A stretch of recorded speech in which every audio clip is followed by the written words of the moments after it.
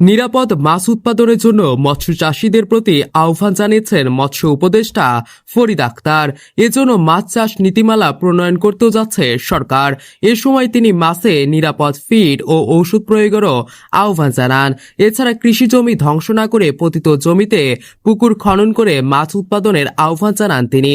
আন্তর্জাতিক মৎস্য সম্মেলন ও প্রদর্শনী অনুষ্ঠানে যোগ দিয়ে প্রধান অতিথির বক্তব্যে তিনি মৎস্য চাষীদের প্রতি এ আহ্বান জানান।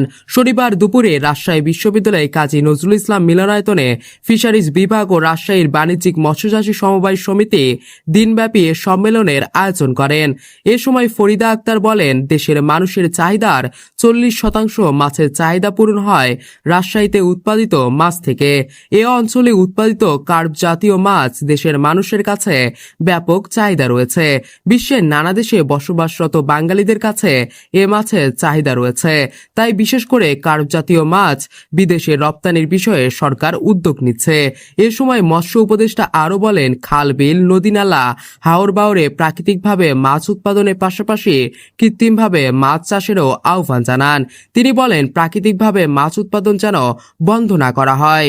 টেকসই মৎস্য পালন ও রপ্তানির জন্য অংশীজনদের সংযোগ স্থাপন বিষয়ে রাজশাহী বিশ্ববিদ্যালয়ে এ আন্তর্জাতিক মৎস্য সম্মেলন ও প্রদর্শনী অনুষ্ঠিত হচ্ছে।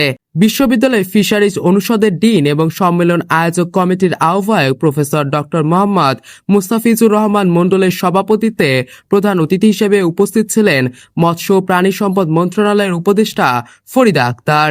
প্রধান পৃষ্ঠপোষক হিসেবে উপস্থিত ছিলেন রাবি উপাচার্য, অধ্যাপক ডক্টর সালেহ হাসান নকিব। পৃষ্ঠপোষক হিসেবে ছিলেন উপাচার্য অধ্যাপক ডক্টর মোহাম্মদ মাইনউদ্দিন এবং অধ্যাপক ডক্টর মোহাম্মদ ফরিদ উদ্দিন খান।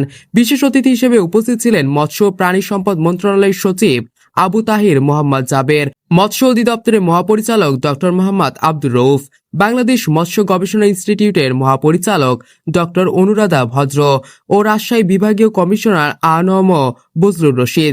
বক্তব্য রাখেন সম্মেলন আয়োজক কমিটির সদস্য সচিব ডক্টর অক্ষয় কুমার।